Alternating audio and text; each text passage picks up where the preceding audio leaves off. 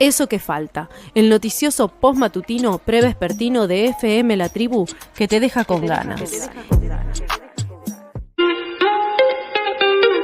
Arrancamos rápidamente la columna de marcha del colectivo querido Marcha para empezar de a poco a hablar de lo que sucedió en las elecciones de Uruguay, y para eso estamos en compañía de nuestra querida compañera María Eugenia Baliuter. Hola Maru, ¿cómo estás?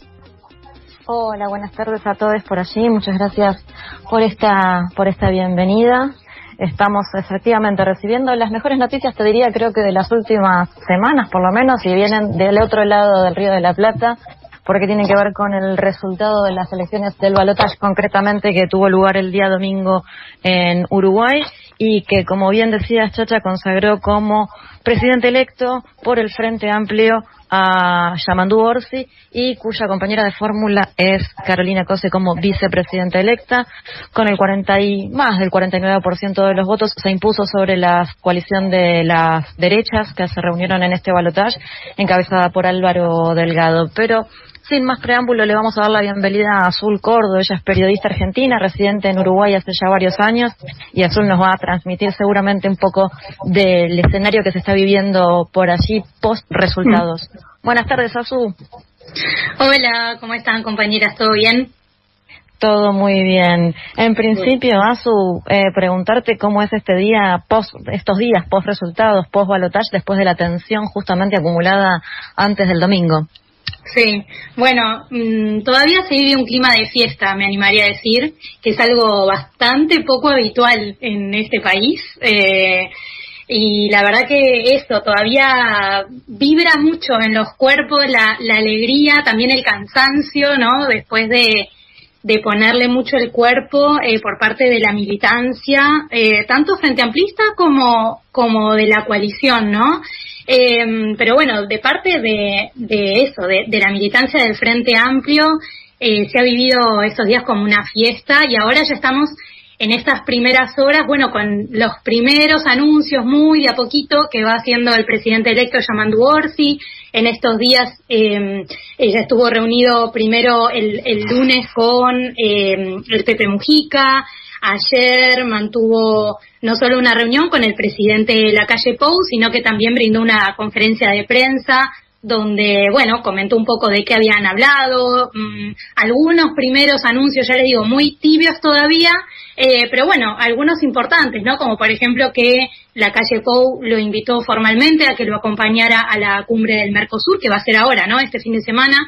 Y eso es parte de una cierta tradición política también en Uruguay, ¿no? Que me parece súper importante también como un gesto más que simbólico, ¿no? Muy concreto, y en una transición que ya está empezando, con ministros y ministras del actual gobierno que se están reuniendo con el candidato ya electo, y bueno, y con mucha expectativa también de cómo va a estar conformado su gabinete, ¿no? Que nada, se prevé, tenemos la esperanza de que sea paritario, pero bueno, hay que ver finalmente qué pasa, ¿no? Con toda esa ecuación, esas matemáticas, bajo por lo menos hasta ahora, la justificación de que no se quieren perder figuras femeninas, todo entrecomillado, del Senado, por ejemplo, para pasar a ministerios, ¿no? Nada, estamos ahí viviendo todavía, ya les digo eso, como esta contentura y a la vez con mucha expectativa de qué gobierno se va a conformar, ¿no? Totalmente, Azu. Y preguntarte también un poco, por ahí dos preguntas que van un poco de la mano, ¿no? Por un lado, saber qué país está dejando la calle Pou y cuáles son los desafíos, tanto para Orsi como para Carolina Cose como vicepresidenta. Bueno, el país que deja la calle Pou es un país con, algunos datos que de hecho también, bueno, fueron publicados en su momento en la nota que saqué en LATFEM, que se llamaba Hasta la moderación siempre, ¿no? Hay algunos. La situación, digamos, del gobierno es la siguiente. Tenemos una economía muy estancada. Yo hace un rato hablaba con un economista también bastante, digamos, del equipo del que se anuncia como ministro de Economía, que es lo único concreto que tenemos del gabinete, que es Gabriel Odone, junto con el secretario de Presidencia, que es Alejandro Pacha Sánchez. Y esto es importante porque habla un poco del tono que va a tener el gobierno de Orsi, que va desde un lugar moderado, para abrir el diálogo, con una presencia fuerte, sí, del movimiento de participación popular, ¿no? Digamos, de la mano de Mujica, pero también con una presencia de Odone que va a marcar, creo yo, hasta donde pueda, un rumbo económico liberal de izquierda, así se define Odone. Entonces, frente a un escenario que deja la calle Pou con, ya les digo, una economía estancada, con un crecimiento bajo, el año pasado fue de 0,4, este año se anuncia de 3,5, pero en esa fluctuación tenemos eso, un crecimiento estancado, salarios que no han crecido respecto de lo que fueron los 15 años de gobiernos del Frente Amplio, con una pobreza infantil altísima, tenemos 1 de cada 5 niños y niñas del Uruguay que son pobres, que por lo tanto viven en hogares pobres, con una recuperación baja del empleo este año, después del golpe que fue la pandemia también, ¿no? Pero también una recuperación de empleos precarizados, con sueldos bajísimos, es decir, tenemos una población bajo la línea de pobreza alta y que no necesariamente ni mucho menos es que está desempleada, sino que tiene trabajo por ahí, pero muy, muy precarizado, con un sostén, digamos, por parte del gobierno de la calle Pou, de planes sociales, por ejemplo, sobre todo de planes de transferencia monetaria que se van a sostener en el gobierno de Orsi, pero digo esto porque también la calle Pou venía un poco como a decir, voy a retirar el Estado, no van a ser necesarias las transferencias monetarias, y eso no ocurrió, si bien sí retiró el Estado de los territorios, ¿no? Digamos, es un gobierno que ha desarmado y desarticulado lo poco que había avanzado el Sistema Nacional de Cuidados, y esto es importante decirlo, que ha desarticulado en el sentido de no solo a nivel de presupuesto, sino también desarticulado porque lo bajó de categoría y pasó de ser un Sistema Nacional de Cuidados que abarcaba a niños y adolescentes, no, niñas, sobre todo la primera infancia, a adultos mayores y a personas con discapacidad, a bajar todo ese sistema solo a una Secretaría de Discapacidad, por ejemplo, ¿no? También retiró muchísimos equipos de territorio, de trabajo social y también de planes de inclusión laboral, de formación. Tenemos también que bajó mucho el egreso en secundaria. Entonces, ese es, digamos, a grosso modo, me parece que son como datos bastante fuertes de lo que nos deja este gobierno de la calle Pou. Por lo tanto, los desafíos para el gobierno de Orsi y de Carolina Cose tienen que ver con una reactivación económica fuerte. De esto están hablando hoy los economistas en la prensa. También de una recuperación de un estado de bienestar, ¿no? Acá tenemos una fuerte presencia del Estado como imagen también, y es una marca que tiene Uruguay desde principios del siglo XX, con ese Estado vallista, ¿no? Que en su momento separó la Iglesia del Estado, por ejemplo, claro. Y que también hay algo como muy, me parece, entre comillas, naturalizado, de que el Estado tiene que estar presente en la salud, en la educación. Entonces me parece que uno de los desafíos tiene que ver con recuperar la economía. Un desafío muy fuerte también tiene que ver con el ministro de Economía, insisto, que es el anuncio hasta ahora más claro del gabinete, y que va a tener, bueno, por un lado tiene como un diálogo bastante fuerte con el sector empresarial, pero a su vez tiene bastante resistencia interna en el Frente Amplio, ¿no? Por parte de algunos sectores, como el Partido Comunista, los socialistas, digamos, hay ahí todo un ajuste que va a haber que hacer, que eso es uno de los desafíos, me parece, casi que a nivel interno, ¿no? Totalmente, ¿no? Como la posibilidad de concretar en ese diálogo que muchas veces tiende a distanciarse del interior de los frentes, en este momento también conforma parte de los desafíos, y sobre todo en este escenario económico también y en materia de políticas públicas que mencionás. Y a nivel económico me parece importante decir también que va a ser un desafío.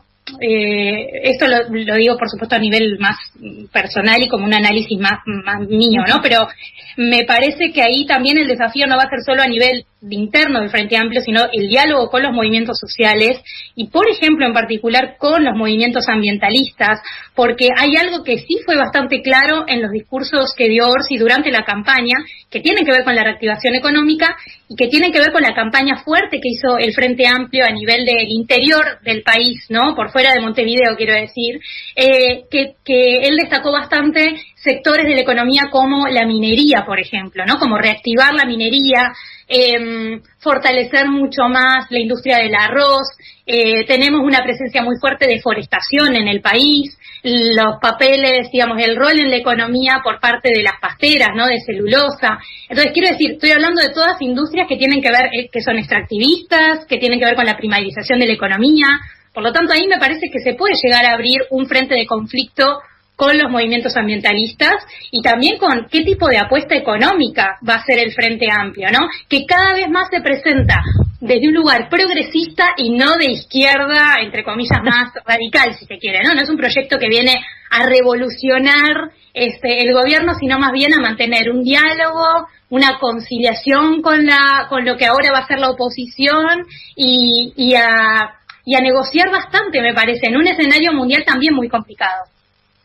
Recién mencionabas la incidencia del Pepe Mujica, hemos estado siguiendo desde aquí y también, digamos, es un tramo bastante particular de su vida y han llegado imágenes demasiado emotivas por este lado. ¿Qué incidencia pensás que tuvo y si es que la tuvo en relación sobre todo a cómo se jugaron estos tramos finales de la campaña?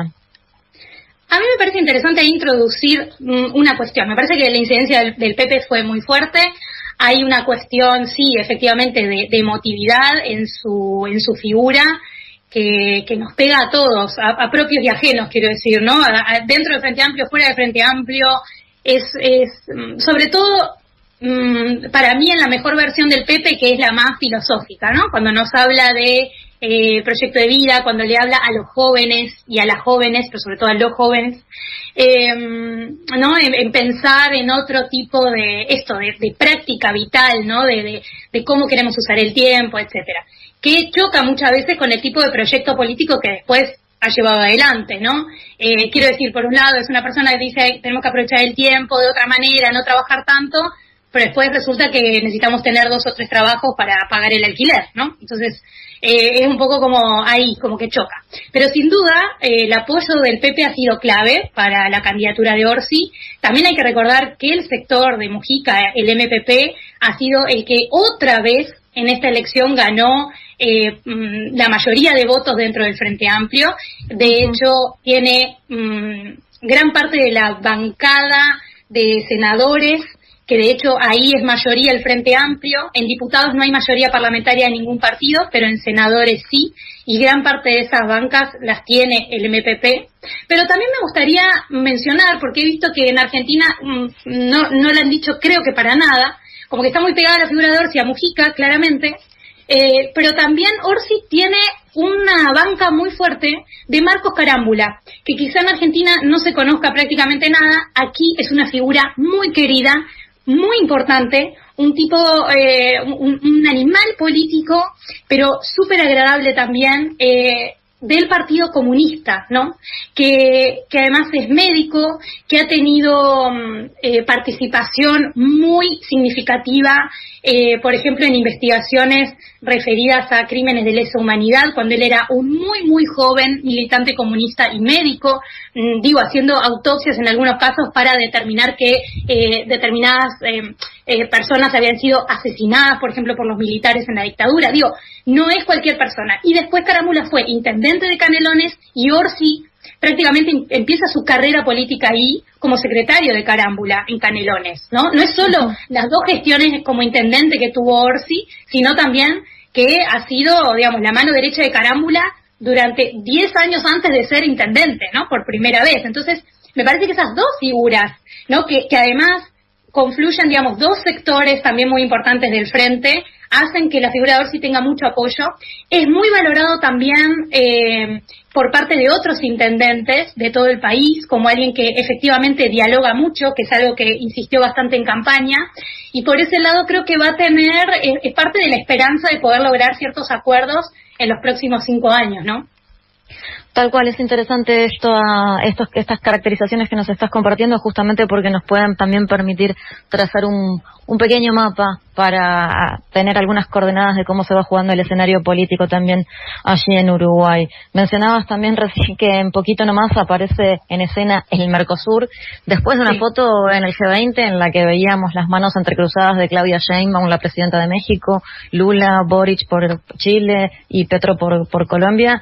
Bueno, se suma tal vez a esa unión de manos en el mapa regional, tal vez la figura de Orsi, pero bueno, en principio habrá un primer encuentro en el Mercosur el próximo 5 de diciembre y acá el presidente argentino también prometió presencia. Ahí me parece importante también meter una pastillita que es la siguiente. En el caso del G20 se habló mucho de, bueno, todo lo que fue la participación de Milei, ¿no?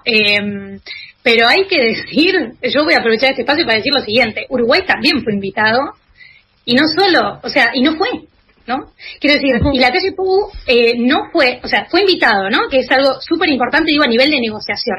Está siendo invitado a representar a tu país en un momento también que va a ser una transición, que podría ser una transición tanto para su propia fuerza de gobierno como para la oposición, ¿no?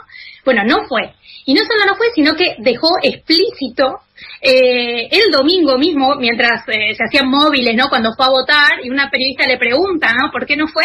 Y prácticamente explicita que no fue porque estaba en campaña. Y de hecho, a la misma hora, mientras, pasaban todas estas fotos protocolares y muy simbólicas también de ciertos apoyos y alianzas que son necesarias en la región y en el mundo, la calle Pou estaba colocando una bombita de luz en Artigas, en una casa en Artigas, literal. Entonces, eso como gesto político a mí me parece muy importante y muy tremendo también. Y en el caso del Mercosur, yo creo que también, esto sigue una tradición política de que vaya el presidente que sigue, ¿no? Que lo acompaña el presidente actual. Esto ya pasó también en su momento con Tabaré Vázquez y la calle Pou, en la transición pasada. Pero además también, y esto también es una opinión personal, pero me parece que tiene que ver con el vínculo que la calle Pou ha tenido y tiene con el bloque regional, que es muy conflictivo, ¿no? Que ha querido hacer sus propios acuerdos con la Unión Europea por fuera del Tratado de Libre Comercio, que nunca se termina de decidir, digamos, qué postura va a tomar respecto de Lula, respecto de Milei, respecto de Bolivia, ¿no? Como respecto de Chile, etcétera. Entonces, ahí me parece que también medio que le dice, digamos, acá en Uruguay, tuya Héctor, que es una expresión, digamos, de fútbol, como de un pase, medio que le dice tuya Yamandú, ¿no? O sea, como, y que bueno, que de última va a venir bien para lo que sigue como apoyo regional para Uruguay, insistiendo en esto también de la economía, que es necesario que crezca, ¿no? Por acá te cuento que se anda diciendo que se conforma o se consolida el Merco-URSS. Mira, el Merco-URSS, bueno. Para que tengas idea más o menos de cómo está el tono político. Azu, no te retenemos más, te agradecemos muchísimo por este tiempo, sabemos que tenés compromisos ahora, así que más que clarísimo el panorama que nos estás compartiendo desde Uruguay, y bueno, como te decía, fuera de aire, celebrar también con vos este triunfo. Sí, por eso destacar, sí, un poco lo que charlábamos fuera del aire o en estos días de emoción, que el triunfo del Frente, ayer lo hablaba con Patricia González, que es la referenta de feminismos en el Frente Amplio, y hay algo que sí es para transmitir, que se vivió el domingo antes de que se largara a llover y durante la gran tormenta que hubo, que era una fiesta popular. Quiero decir, era mucho más allá de los militantes y las militantes orgánicas. Había algo de que el pueblo volvía a estar representado de alguna manera. Muchos conocidos, amigos, amigas, compañeros de trabajo me decían, se vive algo parecido al 2004, ¿no? Que fue cuando por primera vez ganó el Frente.